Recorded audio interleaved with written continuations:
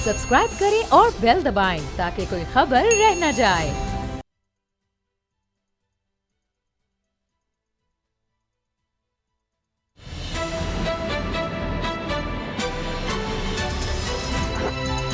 अब पता चला। बिस्मिल्लाहिर्रहमानिर्रहीम, अस्सलाम वालेकुम। मैं हूं मोहम्मद उसामा गाजी और आप देख रहे हैं अब पता चला। मीठा मीठा हप हप और कड़वा कड़वा थू थू, इस वक्त यही सियासत हो रही है। आज का दिन नून लीग के लिए बड़ा अहम दिन है। आज उसे इस्लामाबाद हाई कोर्ट से दो खुशखबरियां एक साथ मिल गई। एहसन इकबाल और साबिक वजीर आजम शाहिद खाकान अब्बासी को एक ही दिन जमानत मिल गई क्योंकि फैसला हक में आया। इसलिए नून लीग के वो सूरमा भी इसे मेरिट पर मबनी इंसाफ की फतह करार दे रहे हैं, जो अदालतों के खिलाफ फर्जा सराई और यलगार की अपनी तारीख रखते हैं। क्या करें, इसी का नाम तो सियासत है।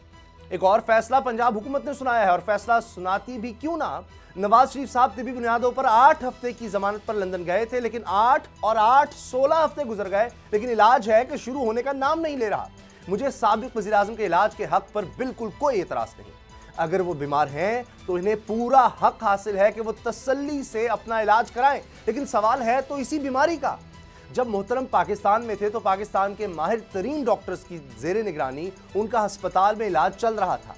खदशा ये था कि इन्हें अस्पताल से निकाला तो जान निकल जाएगी, लेकिन फिर भी नून लीग सियासी इंतकाम का शोर मचा रही थी।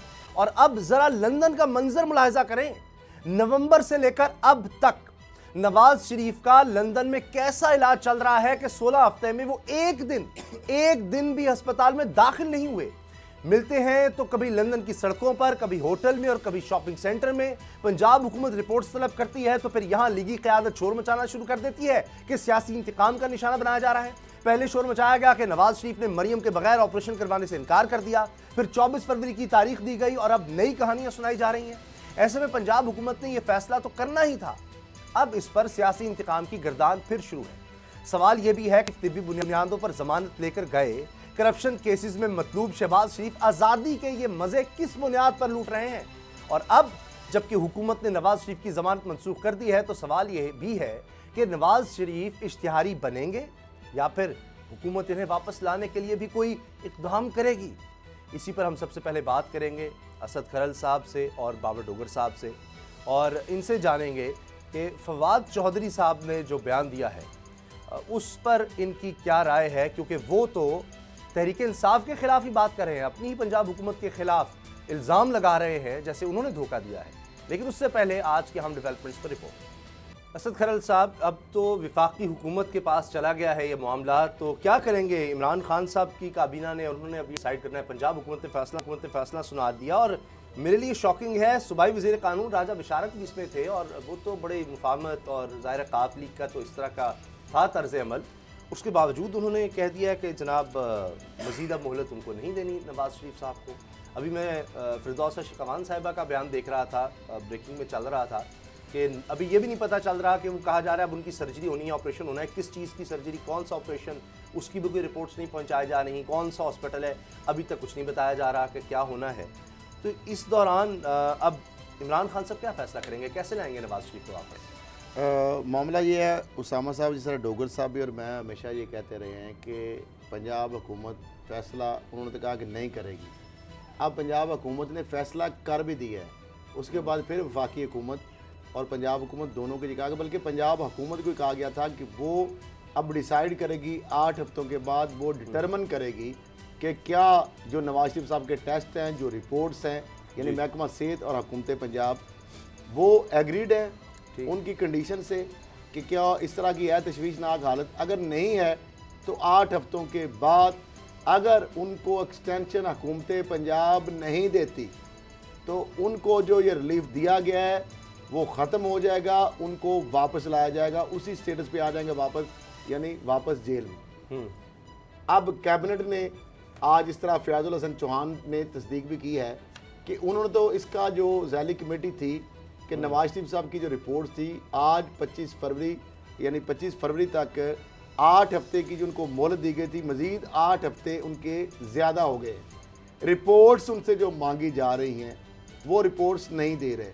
जो वही पंजाब जो हुकूमत जो पीटीआई की थी उनके डॉक्टर्स थे, उनका महकमा था, उनकी जो जो फाउंडर वर्कर कहेंगे, जो सीनियर रहनुमा डॉक्टर यास्मीन राशिद साहिबा जो हैं, वो किसी और अलाइज पार्टी से नहीं है, वो उसकी वजीरे नहीं, वो तो फवाद चौधरी, आप देखिए ना क्या कह रहे चौधरी हैं। साहब पे आ जाए। अब उन्होंने रिपोर्ट दी, उसकी बुनियाद पे बाहर चले गए। फवाद चौधरी साहब ये कह रहे हैं, अब बात जरा समझे, फवाद चौधरी साहब ने पंजाब हुकूमत, डॉक्टर यास्मीन राशिद जो सुपरवाइजर सेहत है और सर्विसेज अस्पताल के डॉक्टर्स को झूठा तक करार दे रहे हैं। वो कह रहे हैं ये लेबॉर्ट्री की रिपोर्टें जाली, झूठी, गलत है। मुझे ये बताएं कि फवाद चौधरी साहब के ऊपर इवन के तलाल चौधरी साहब को मैदान में आके कहना पड़ा कि जनाब अगर आपके अपनी हुकूमत के साथ कोई इख्तलाफात हैं, अगर पंजाब हुकूमत के साथ कोई मामला है, उस्मान बुज़दार साहब के साथ कोई मामला है, चीफ सेक्रेटरी पंजाब से कोई मामला है, डॉक्टर यास्मीन राशिद साहब से कोई मामला है, तो आप नवाज शरीफ साहब के कंधे पे रख के बंदूक मत चलाएं।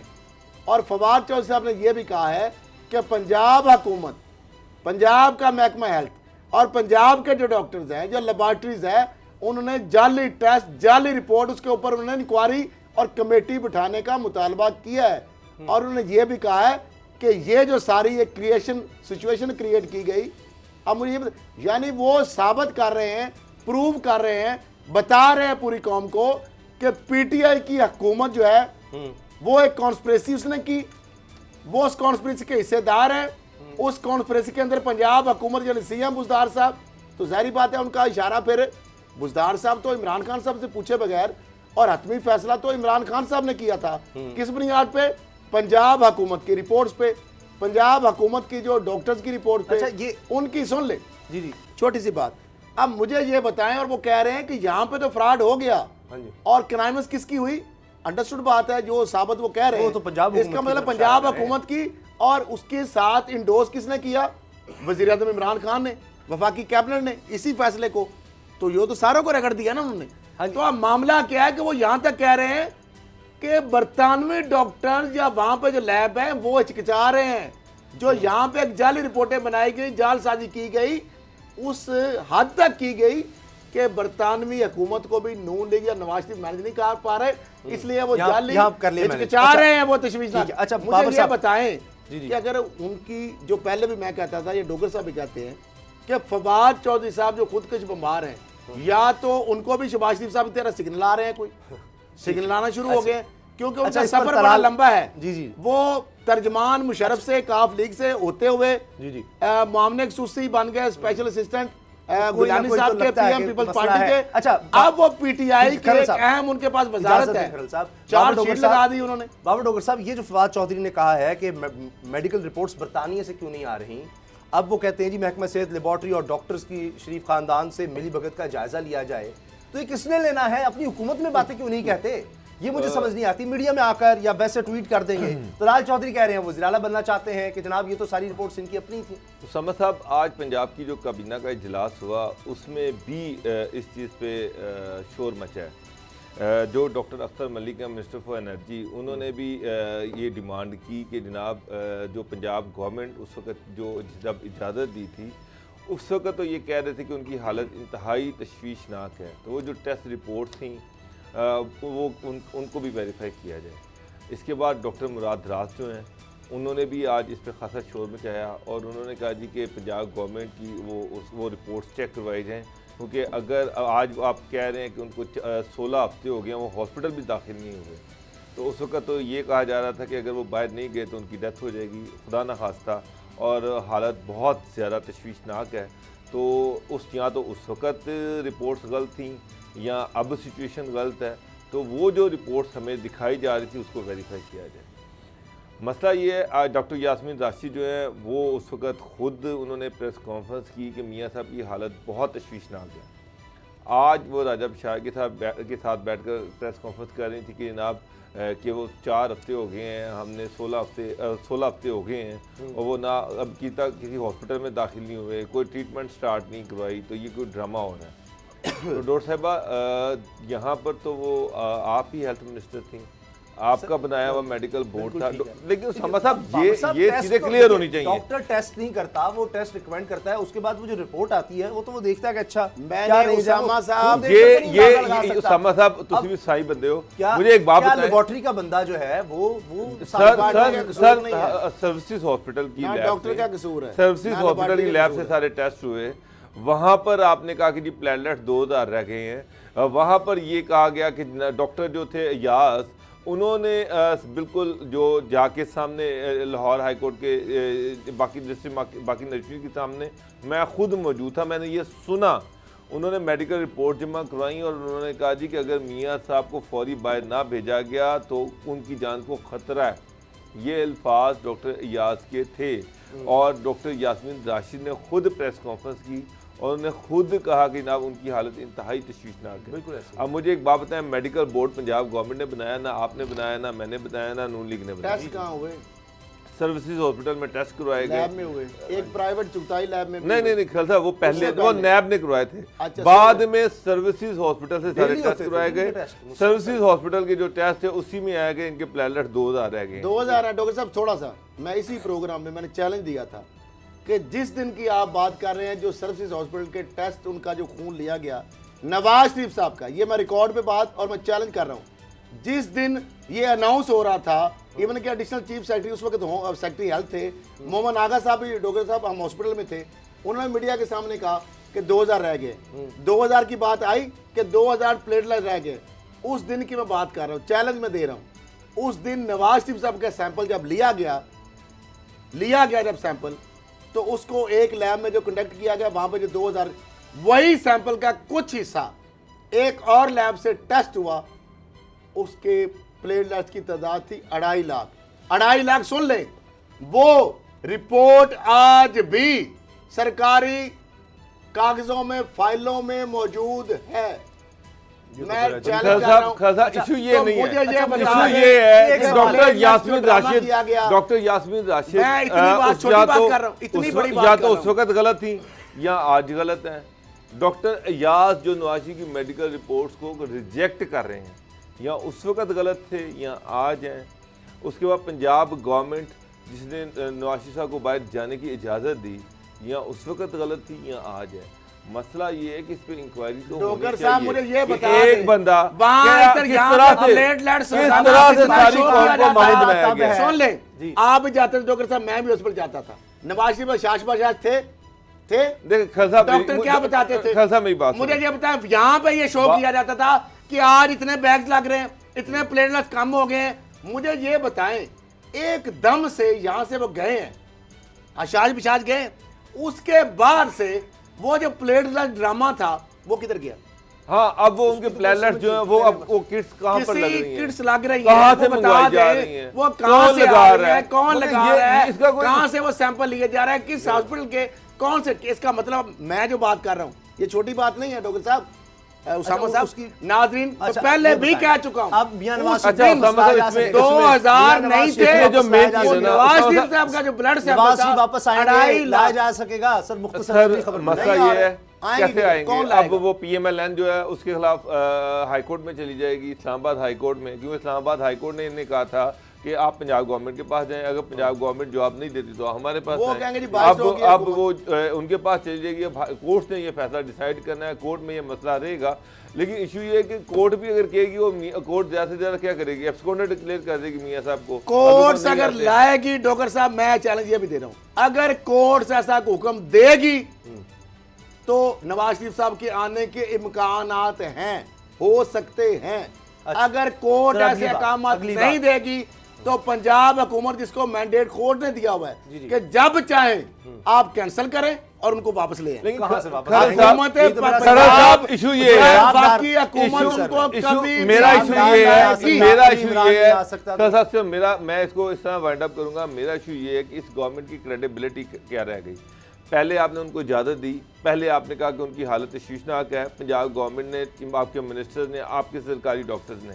अब वही डॉक्टर्स वही गवर्नमेंट वो कह रही जी कि इनको नहीं, इसमें extend अहम कर एक रही। छोटा सा तो नुकता नहीं, बात तो छोटा सा क्रेडिबिलिटी नुकता की है कि एक तरफ आपने खुद ही कहा, आज आप खुद ही कह रहे हैं, टॉपिक खत्म हो जाएगा। अच्छा मुझे बताएं, मियां नवाज शरीफ इस साहब पे के एक हवाले से इंक्वायरी होनी चाहिए बाहर। एक इंक्वायरी का तो शुरू हो गई है एलडीए में, जिसमें कहा गया 400 करोड़ रुपया ये इन्होंने तरक्याती कामों पे लगा दिया अपने एक हलके में, वहां पर एसी भी दिए गए और जनाब वहां पर फर्नीचर भी देते रहे। अभी अब ख्याल आया इनको कि मियां नवाज शरीफ साहब अपने हलके में बंदर बांट जिस तरह से करते रहे, 400 करोड़ इलेक्शन जीतना है तो अरब रुपया लगा दो, वो इंक्वायरी अपनी जगह चले छोड़ दें। अगली जो हमारी खबर है कि एक दिन में 2 जमानतें मिल गई, एहसन इकबाल साहब भी जमानत पर रहा और शाहिद खान अब्बासी भी जमानत पर रहा हो गए हैं। अब नैब का क्या किया जाए, उसमें जो रिमार्क्स आए हैं मोअज़्ज़िज़ chief justice of Islamabad high court के, उन्होंने कहा कि जी ये गिरफ्तारी का नैब इख्तियार शहरी को आईनी हकूक़ से महरूम नहीं कर सकता और मुल्ज़मान अभी तक इनको क्या मासूम कहा जा सकता है जबकि अभी कोई फ़ैसला नहीं आया।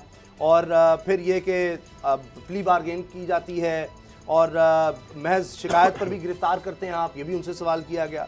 तो क्रिमिनल नीयत या माली फ़ायदा लेने का जिक्र तक नहीं है। फिर ये कि ट्रायल में जुर्म साबित करके मुल्ज़मान को अगर 16 साल कैद आप सज़ा दिलवाएंगे तो सिर्फ गलती पर भी अगर आप करप्शन कर देंगे गवर्नेंस का पूरा निज़ाम रुक जाएगा अगर उनसे गलती हुई है। तो बहरहाल इसमें एहसन इकबाल शाहिद खान अब्बासी को जी ज़मानत मिल गई है खरल साहब। तो अब ये नैब का मुझे लगता है वो एलडीए की इंक्वायरी का क्या होगा, जो नैब की इंक्वायरी का ये हाल है कि मुझे सिर्फ ये उसामा साहब बता दें, अब ये साबित हो गया कि पाकिस्तान की अदालतें आज़ाद हैं। ये नून लीग का जो बयान है वो गलत साबित हो गया। एहसन इकबाल साहब फाकी साहब के फाकी वज़ीर दाखिला, सेक्रेटरी जनरल पाकिस्तान मुस्लिम लीग नून के, और शाहिद खान अब्बासी जो है साबिक वज़ीर आज़म, और मरियम नवाज साहिबा, और जो नवाज शरीफ साहब के बयानी वाला जो मशहूर है कि बड़े हार्ड लाइनर है जनाब, बाकी सारे झुक गए बिक गए लेकिन उन्होंने कंप्रोमाइज़ नहीं किया। मुझे ये बताएं कि इस्लामाबाद हाई कोर्ट ने उनकी ज़मानतें दी हैं, ज़मानतें दे दी। ज़मानत हर बंदे का फंडामेंटल मुल्ज़म का राइट है। इसको ऊपर आप देख लें। मुझे ये बताएं, अब एक तरफ तो ज़मानतें हो गई, अब अदालतें और हमजा अदालत शहबाज की भी हो चुकी है, सिर्फ एक आज़ाद केस हो में गए, रह गई है। आज़ाद हो गए। अब उसके लिए आज ही चेयरमैन नैब की सदारत में एक मीटिंग हुई, सुन लें, उसमें PGA deputy chairman, DG operation, DG Rawalpindi Islamabad supreme court जा रहे हैं इनके खिलाफ। नवाज शरीफ साहब की भी बेल हुई, वो रिजेक्ट हो गई। अब मामला ये है कि नवाज शरीफ साहब की ये जो रिपोर्ट है चल गई तो हुकूमत ने की है, आगे फर्ज माल इसकी एक्सटेंशन अगर उसको इंडोर्स नहीं करती इस पंजाब हुकूमत की, या इंडोर्स कर देती है अगर इस्लामाबाद हाई कोर्ट, तो वही इस्लामाबाद हाई कोर्ट है ना। ये जो उन्होंने कहा कि नवाज शरीफ साहब का जो 8 हफ्तों का ये टाइम था, हालांकि इस्लामाबाद हाई कोर्ट ने जब कह दिया हुकूमत को कि आप 8 हफ्तों के बाद जब चाहे ला सकते हैं, तो कहेंगे जी ये हक पर मबनी नहीं है फैसला। अच्छा बाबर साहब, अब क्या किया जाए, अब कोई बिना नहीं ख्याल कोई रह गया है आदमी, सिर्फ ये तो शहबाज ठीक है है, आपकी बात। शहबाज शरीफ भी चले गए, मुझे तो अली इमरान आकर भी अगर जमानत के लिए दरखास्त दें तो उनको भी मिल सकती है क्योंकि फैसला अदालत ने करना है। मगर बात यह है कि साबित कुछ नहीं हो पाता उस तरह से अदालत के सामने, तो कोई रह नहीं गया, सिर्फ हमजा शहबाज है, उनमें भी एक केस नहीं, या ख्वाजा बरादरा ना बेचारे, वो है, वो भी हो जाएगा, वो भी हो जाएगा। क्या उन्होंने इनमें केसेस में हो रही है उसामा साहब, जितने भी केसेस जब हाई कोर्ट में जाते हैं, हाई कोर्ट में मैंने देखा है कि नैब जो है, नैब के जो प्रोसिक्यूटर हैं या नैब के जो इन्वेस्टिगेशन ऑफिसर्स हैं, जो हाई कोर्ट के सवालात हैं उसके जवाब उनके पास नहीं हैं। मसलन सबसे पहली चीज़ तो ये है कि आपने उनकी इन्वेस्टिगेशन कंप्लीट कर ली, अब वो दोनों जुडिशल रिमांड पर, तो आपको क्यों चाहिए, आप क्या लेना है उनसे।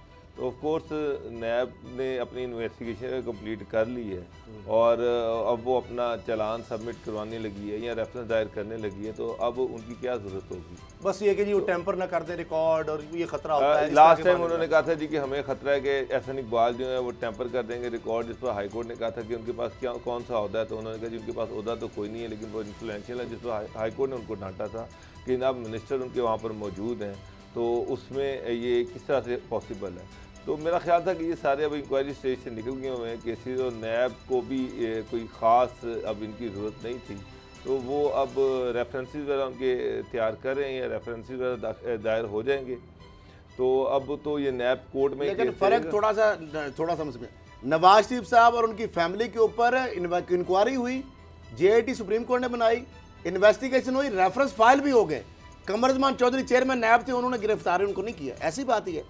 ये तो लोग इंक्वायरी के दौरान गिरफ्तार कर लिए नैब ने, इन्वेस्टिगेशन और इंक्वायरी के दौरान। अब देखें वही नैब है ना, इनको गिरफ्तार किया, जमानतें तो उनका फंडामेंटल राइट है। अब मामला क्या है, अब या तो ये एक्विटल होगी इनकी या इनकी कन्विक्शन होगी। अब ये करनी है अकाउंटेबिलिटी कोड ने। देखिए यही नैब है ना जो सहूलतकार बना हुआ था, यानी नवाज शरीफ साहब के ऊपर इन्वेस्टिगेशन हुई, इंक्वायरी हुई, रेफरेंस फाइल हो यानी गए, आप ही कहना किसी को चाह रहे हैं गिरफ्तार तो किया।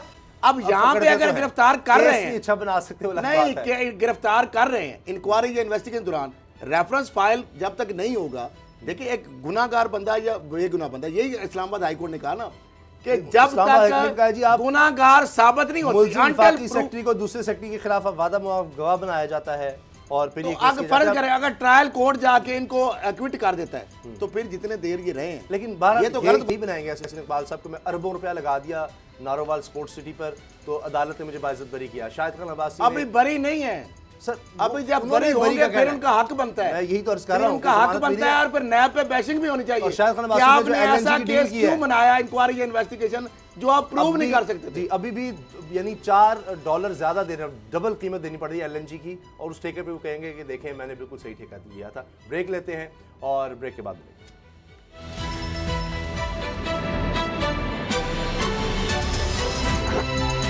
अब पता चला।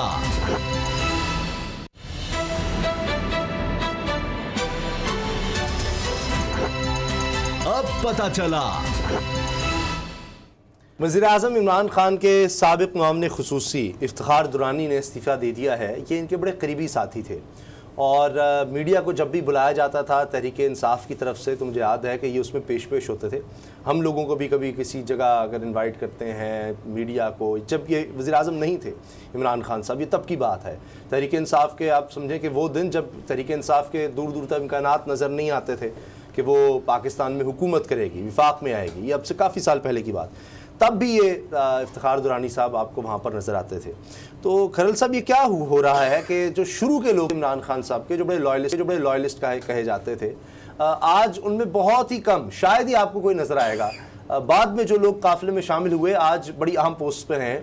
कई मिसालें दे सकते हैं। अब हमने चले फवाद चौधरी की आज बात की है तो उन्हीं को देख लें आप, तो वो हल्का ज़्यादा स्ट्रॉन्ग है क्या? अब कई लोग, मुझे इसका अभी तक ये कंफर्म नहीं है, मगर बहुत सी बातें होती हैं कि जी करप्शन के उन पर इल्ज़ामात सामने आए थे, तो जिसके बाद उनको थोड़ा सा साइडलाइन कर दिया गया था और अब उन्होंने इस्तीफ़ा ही दे दिया है। देखिए तो अभी तक कुछ वाज़ेह नहीं है। इफ्तिखार दुरानी साहब को मैं जब ये पनामा केस आया उससे चंद कुछ दिन पहले, जब पीटीआई इक़्तिदार में नहीं थी, जिस तरह आपने बताया, अगर लॉयलिस्ट, मोस्ट लॉयलिस्ट पर्सन, अगर मैं जो समझता हूँ, जो मेरा इंटरेक्शन उनके साथ रहा है इमरान खान के साथ, तो इफ्तिखार दुरानी थे। अगर पनामा केस के हवाले से बात हो या इनकी कुछ ख़वातीन जिस तरह वर्कर्स हैं, सीनियर रहनुमा हैं, इफ्तिखार दुरानी साहब, ये वो लोग थे जो कि खान साहब तक वो जर्नलिस्ट लेके जाते थे, उनको रसाई देते थे या उनको फोर्स करते थे, रिक्वेस्ट करते थे कि खान साहब को, ताकि पनामा केस के हवाले से असल उनके पास चीज़ें पहुँचें।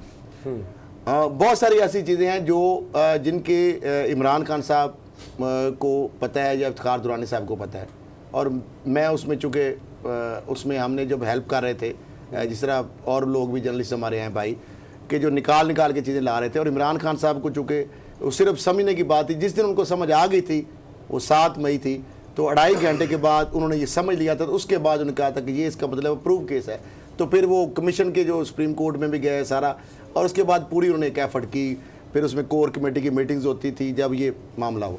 इफ्तिखार दुरानी साहब को ये वो उस वक्त उनके साथ लालिस थे और मरकज़ी सेक्रेटेरिएट पीटीआई का, और वहाँ पे सारा मामला संभाल रहे थे। फैसल जवेद ये और जहांगीर तरीन के साथ भी इनका माशाल्लाह बड़ा अच्छा था। बल्कि वो जो मलाइका है जो अभी MNA है, मलाइका बुखारी, शाह महमूद कुरैशी, मुझे याद है जब ये सारा जब मामलात हो रहे थे और फिर जब बनी गाला के अंदर जो कोर कमेटी की मीटिंग्स होती थी, तो वहाँ पे चूँकि एज ए हेल्प के लिए मुझे बुलाते थे जब पनामा केस में, क्योंकि इनके जो लीगल एक्सपर्ट थे बुखारी साहब, बाबर अवान साहब, और सारे कोर कमेटी के मेंबर। तो अब मामला ये है कि उसके थोड़ा सा पीछे जाएं तो इनको जब मामले खसूसी थे तो इनको KP के उस वक्त भेजा गया जब वहाँ पे वो फाटा के जो रिफॉर्म्स आई और इलेक्शन हो रहे थे। फिर उसके बाद ये ज़्यादातर इनकी KPK के ऊपर इनको टास्क दे दिया गया। उसकी वजह एक तो ये थी कि जो जिस तरह डॉक्टर फरदौस आशिक अवान साहिबा, उससे पहले फवाद चौधरी साहब भी आ गए थे। अब मामला ये है कि मुख्तलिफ असाइनमेंट चेंज की जाती। अब शहबाज गिल साहब चूँकि इन हुए हैं, और डॉक्टर शहबाज गिल साहब जब इन होंगे तो जाहिर बात है किसी को तो आउट होना पड़ेगा। पहले भी खान साहब ने इनको इसलिए भेजा था वहां पे क्योंकि एक ही असाइनमेंट के ऊपर मुख्तलिफ लोग आ गए थे। अब मामला यह है कि शहबाज गिल साहब माशाल्लाह इतने एक्टिव हो गए हैं कि उन्होंने रिसेंटली एक तर्जमानों की वहां पे मीटिंग बुलाई, सारे महकमों के PROs जो है। उसके बाद यहां तक नैब को लेटर लिखा, नैब को कहा कि आप भी हमें, और उस पर नैब ने बड़ा रिएक्ट किया शो कि भाई आप, हम ऑटोनमस बॉडी हैं, आपने हमें किस तरह लेटर लिख दिया कि आप भी जो क्लैरिफिकेशन जो चीजें हैं मुझे बताएं। वहां यहां तक कि ये नैब को बकायदा लेटर लिख दिया। अब मामला ये, एक म्यान के अंदर दो तलवारें नहीं रह सकती। अब डॉक्टर शहबाज गिल साहब, आपको पता है वहां पे उनकी बाजार असाइनमेंट तो मुझे नहीं नजर आई, इनकी जगह वो असाइनमेंट उनकी बाजार नजर नहीं आई, लेकिन PM ऑफिस के अंदर, सेक्रेटेरिएट के अंदर वो बकायदा मीटिंग्स करते हैं, लेटर जारी करते हैं तमाम फेडरल डिपार्टमेंट जो महकमे हैं, मिनिस्ट्रीज हैं, अटैच डिपार्टमेंट है। जी। अब मेरा ख्याल है के हवाले से नईमुल हक साहब भी मरहूम, वो भी बड़े करीबी थे बिल्कुल इमरान खान साहब के, उनका इंतकाल हो गया, अल्लाह उनकी मग़फ़िरत फरमाए। इफ्तिखार दुरानी साहब अब मुस्ताफ़ी हो गए हैं। तो बाबर साहब ये क्यों होता है कि करीब लोग आते हैं जो करीबी बड़े समझे जाते हैं, अब इक़्तिदार के बाद मसाइल पैदा हो जाते हैं। तो करप्शन की अगर बात है तो वाज़े करना चाहिए, बताना चाहिए कि ये काबीना में एक शख्स था, इस पर ये इल्ज़ामात थे, ये हमने इंक्वायरी की, ये साबित हो गए, लिहाजा हम इसको निकाल रहे हैं, या फिर उसको कहा जाता है भाई तुम इस्तीफ़ा दे दो तो ज़्यादा बेहतर है। उसामा साहब, प्राइम मिनिस्टर हाउस जो है ना, जितने बड़े हाउसेज होते हैं उतना बड़ा साजिशों के गढ़ होते हैं। ये भी यहाँ भी जब से शहबाज गिल साहब को यहाँ से निकाला गया था, उस्मान बुज़दार साहब ने ख़ुद ये कंप्लेंट की थी कि जनाब ये बंदा ख़ुद अपने आप को प्रमोट कर रहा है, मुझे प्रमोट करने की बजाय। और उस्मान बुज़दार साहब के उनके शदीद इख्तिलाफ़ात हो गए थे और उनकी रिकमेंडेशन पर उनको यहाँ से निकाला गया।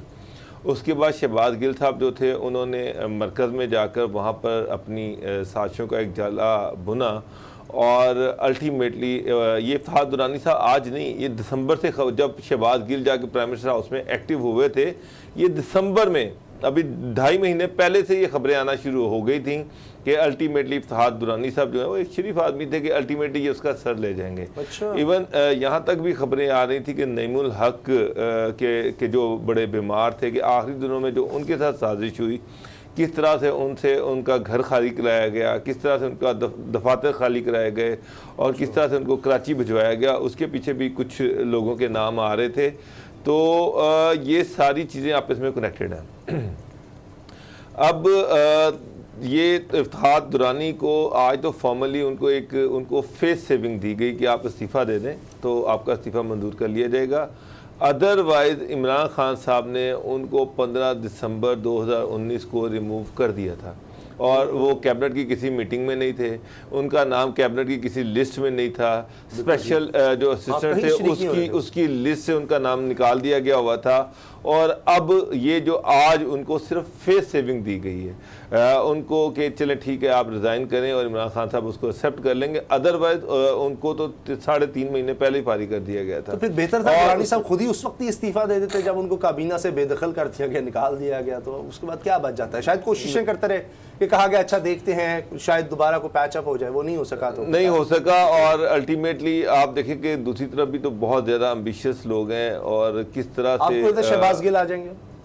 Sir of course Yusuf Baig Mirza resign कर गए, शहबाज अब ये भी इफ्तिखार दुरानी भी कर गए, तो अल्टीमेटली अब उसको ये जो सीटें खाली हैं इनके अगेंस्ट किसी ना किसी को तो अकोमोडेट करना है। तो शहबाज गिल साहब जो हैं वो एक स्ट्रॉन्ग कैंडिडेट हैं। इस हवाले से होता कि किसी शख्स की पॉलिटिकल स्टैंडिंग हो, एक पॉलिटिकल बेस हो, उस शख्स को लाया जाए तो वो फिर ज़्यादा फ़ायदा होता है। याद हो ना कि एक शख्स बड़ा अच्छा टेक्नोक्रेट है, उसकी कोई बड़ी इस तरह की ज़रूरत है, आपको कोई टेक्निकल एक्सपर्ट है, आपने जिस तरह वाटर एंड पावर में कोई लगा दिया या फाइनेंस में जिस तरह अब्दुल हफीज़ शेख साहब नजर आते हैं, इस तरह मामले खुसूसी आपने लगा दिया तो और बात है। मिसाल के तौर पे फिरदौस आशिक अवान साहब यहाँ पर मैं आपको एक बात बता दूं, अब खैरल साहब इस चीज पे खैरल साहब इस चीज से मैं ये बता रहा हूं कि डॉक्टर साहब है ना, खैरल साहब फवाद चौधरी साहब वो डिफेक्टो तो वो भी तर्जमान और इंफॉर्मेशन मिनिस्टर हैं, उनकी नौकरी और डॉक्टर फिरदौस आशिक अवान साहिबा की नौकरी जो है अब वो भी खतरे में है। अच्छा, मैं आपको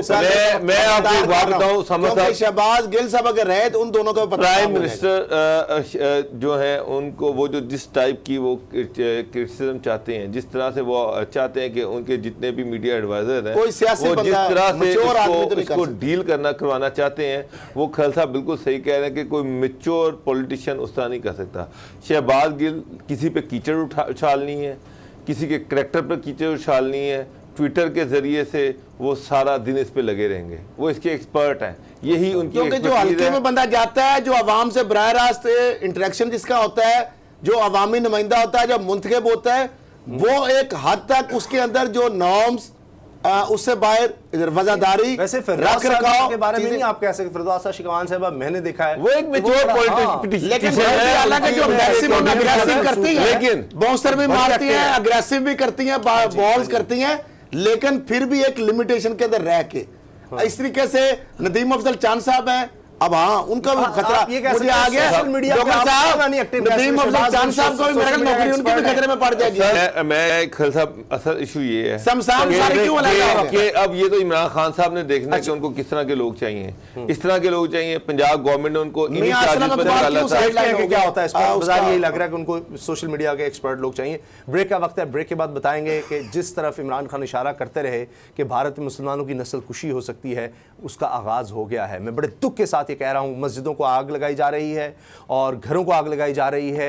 9 अफराद कम से कम अब तक जहां बाग हो गए हैं, और इस हवाले से आपको बताएंगे ब्रेक के बाद।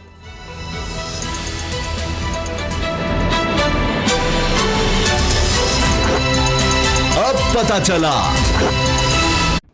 भारत में हालात बहुत ही कशीदा हो गए हैं। इंटरनेशनली तो भारत दिखा रहा था डोनाल्ड ट्रंप का दौरा, अमेरिका के सदर का पहला दौरा, और जिस पर बड़ा पैसा खर्च किया गया, लेकिन उसी दौरान दिल्ली में हंगामे फूट पड़े और उसमें मुसलमानों की अमलाक को नुकसान पहुंचाया गया है। और जो हिंदू इंतहा पसंद है, ऐसे लग रहा है कि रियासती सरपरस्ती में वही काम जो गुजरात में हुआ था अब वो दिल्ली में दोहराया जा रहा है और कत्ले आम का खतरा है। अब तक 9 अफराद हलाक हो चुके हैं और 150 से ज़्यादा जख्मी हैं। अब ये सही तरह रिपोर्ट्स नहीं आ रही, उसके बावजूद मीडिया में नज़र आ रहा है कि मसाजिद पर कब्जे किए गए, वहाँ पर हिंदू इंतहा पसंदों की जानिब से झंडे लगाए गए, आरएसएस के, बीजेपी के, और पेट्रोल बम मुसलमानों के घरों में फेंके जा रहे हैं, उनको घरों से निकाल कर मारा जा रहा है, डंडों से पीटा जा रहा है। और हम वो फुटेज नहीं दिखा सकते किस तरह उनको घरों से निकाल कर कत्ल किया जा रहा है, उनकी दुकानों को, यानी उनका माशी कत्ल भी हो रहा है और उनको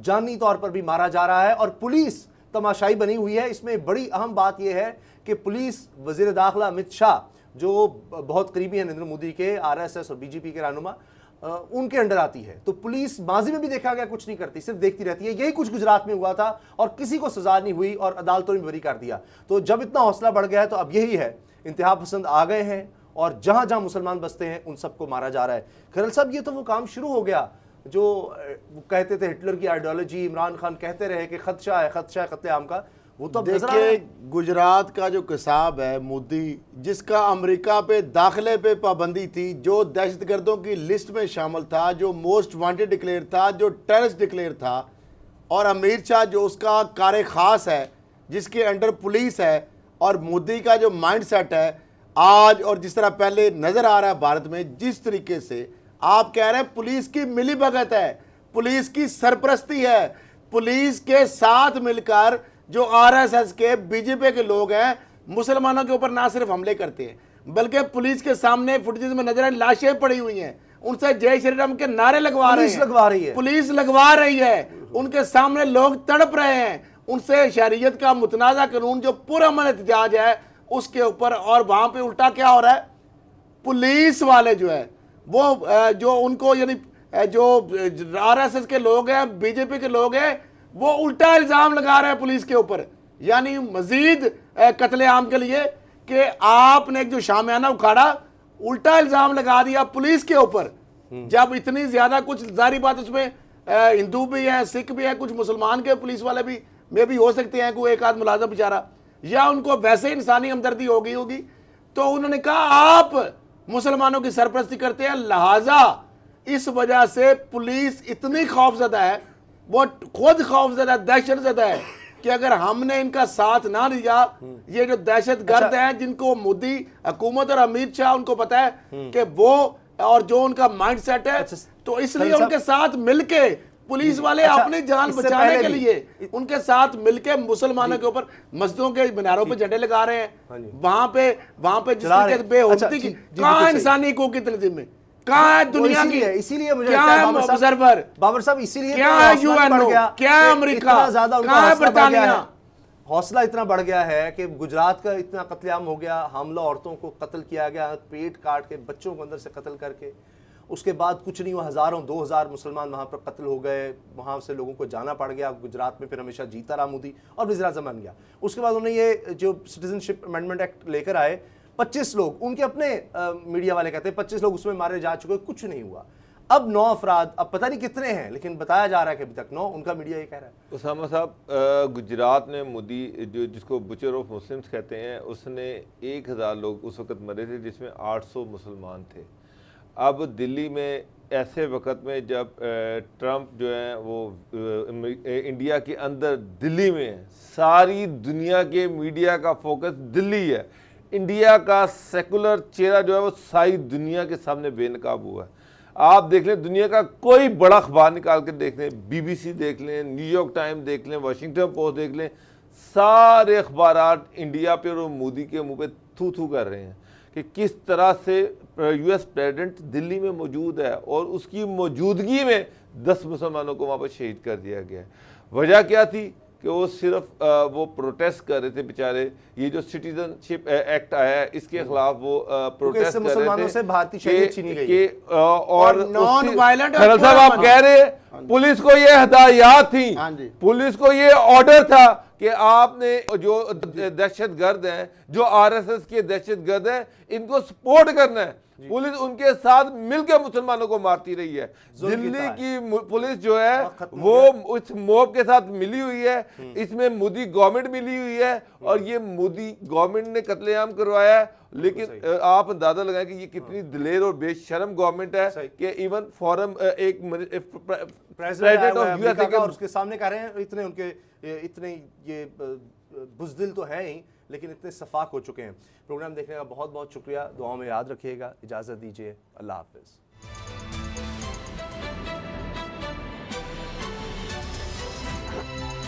अब पता चला। सब्सक्राइब करें और बेल दबाएं ताकि कोई खबर रह न जाए।